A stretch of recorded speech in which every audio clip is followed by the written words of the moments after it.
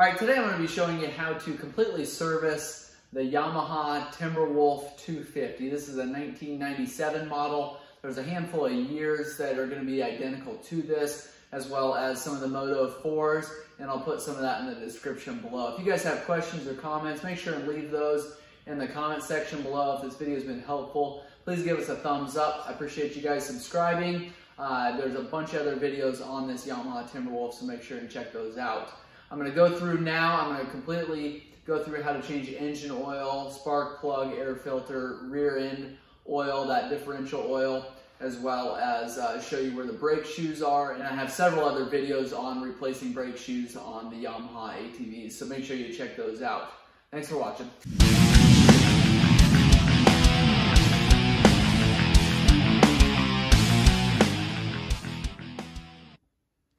The first thing that you're going to want to do if you're going to service your Yamaha Timberwolf is start the four-wheeler up.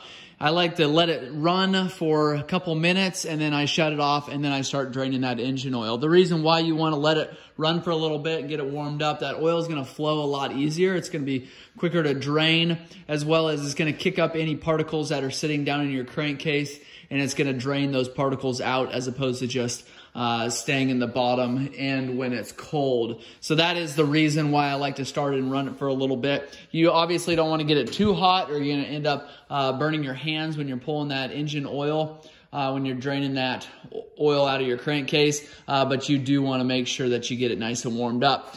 Once you get that four-wheeler warmed up, shut it off. You're going to remove the cap that is down here. It's about 2.5 inches around, and it takes a 17mm socket or a 17mm wrench to remove it. You do want to make sure that you've got your wrench or your socket seated on there properly before you start turning it. Those can be extremely difficult to pull off of there, and majority of the time at some point in this Timberwolf's life, that cap will be rounded off and it'll need replaced. So if you start to round that off or you can see some damage to that cap, I would go ahead and replace that cap. Underneath of that cap is an O-ring, as well as a spring, as well as a screen.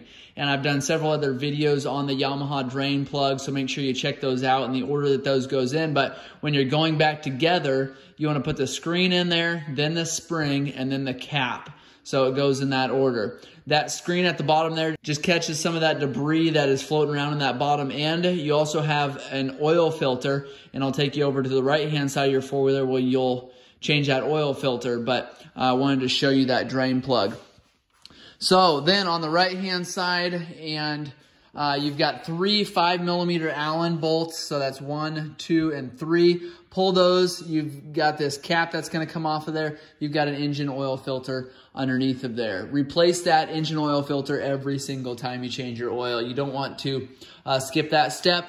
Anything that is floating around in your oil lines or up in your clutches, anything is going to be caught in that oil filter. You want to make sure you replace it so that those particles are out of your engine. When you put your drain plug back in, you can start filling up your crankcase. Right here is where you fill it. It's also going to be your dipstick. So it takes 1.5 quarts of oil.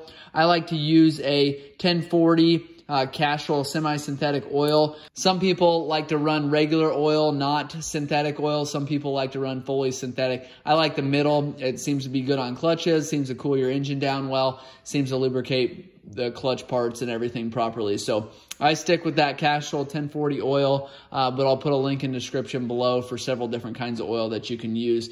Probably any of the oil, any ATV or motorcycle oil is going to be all right. Again, takes 1.5 quarts. Then once you get your 1.5 quarts in there or about that, you can start your four-wheeler up and run it again. Let it warm up. That's going to saturate that oil filter. It's going to spread that oil out, and then you can shut that four-wheeler off. I let it sit for 30 seconds to a minute.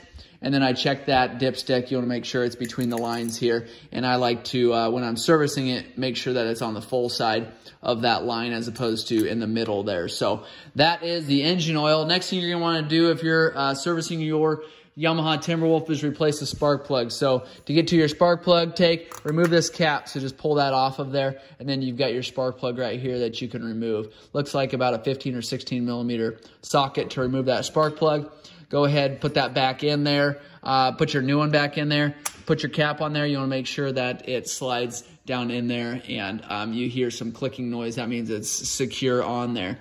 Next thing you want to do if you're servicing your Timberwolf is go to the back end here, and you've got your rear differential. It's very important that you service this and replace this oil. I like to do it every time I service my engine oil, because it does not hold very much oil in this back end. If you've got a seal that's going out and you've leaked a little bit of oil, you're going to be running low on oil. Also, if you've been through any amount of water at all, you've got a vent line here. Water could potentially come down that vent line, or if your seals are bad or your caps are leaking, you can get water in there and you're going to have some serious issues there. So I just like to replace it every time I change my engine oil. That way I know that my differential oil is good.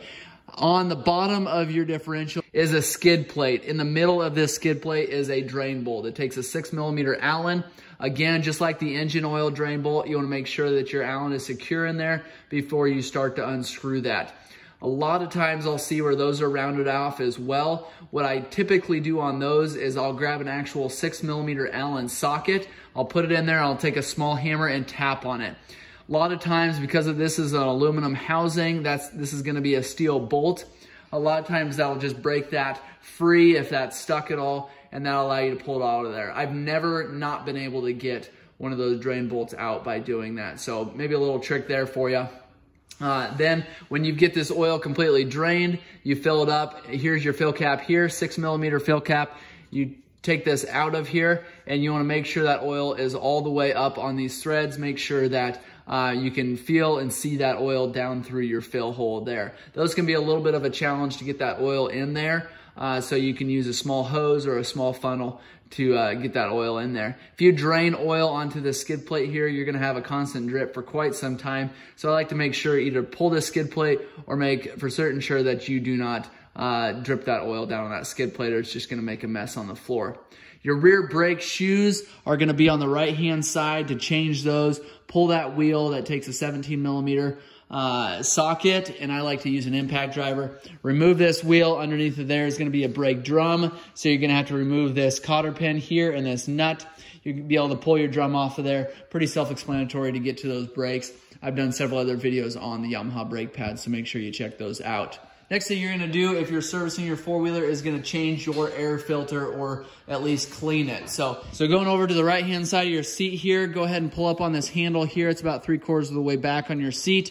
Grab that handle. It'll unlatch from this hook here. It'll unlatch these tabs here, and you pull that seat back, and it unhooks from these two tabs. You've got your battery underneath here. You have your air filter.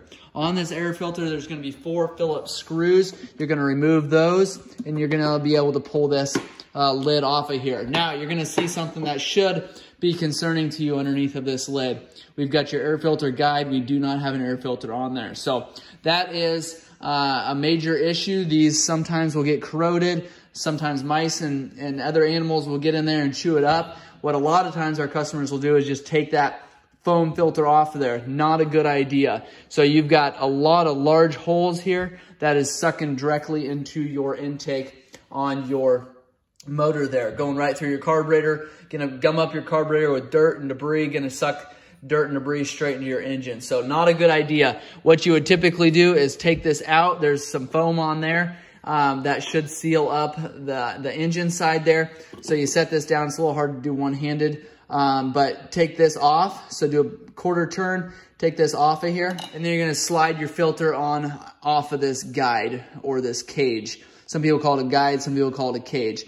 But either take your new one, slide it back on, or if you've got a used one and you've cleaned it already, make sure you spray it up with oil, air filter oil, and then you slide it back on there. Take this cap, slide it into position, do a 1/4 turn, and then you set this right down in there again. There's a groove on the top and on the bottom. You just want to make sure that those tabs are in the right position. Obviously, we need to get that air filter on there before we completely go back together. But we've got the cap on there, and then tighten up those 4 Phillips screws there. All right, for the front brake shoes, just like the rear, you do pull these 17mm lug nuts, pull this cap in the center there, slide that drum off there, your shoes will be right underneath of there. A couple other things to check before you get back on the road again. Check your tie rods. Make sure that those joints are in good condition. Make sure there's no rips in the boots. Make sure there's not loose. You also want to check front wheel bearings, and you can do that by wiggling that front wheel. Also in the rear, you can do the same thing. You also want to make sure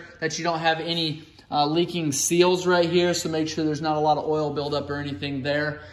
Check that out before going back together. If you guys have questions or comments, make sure you let me know those. I appreciate you guys watching.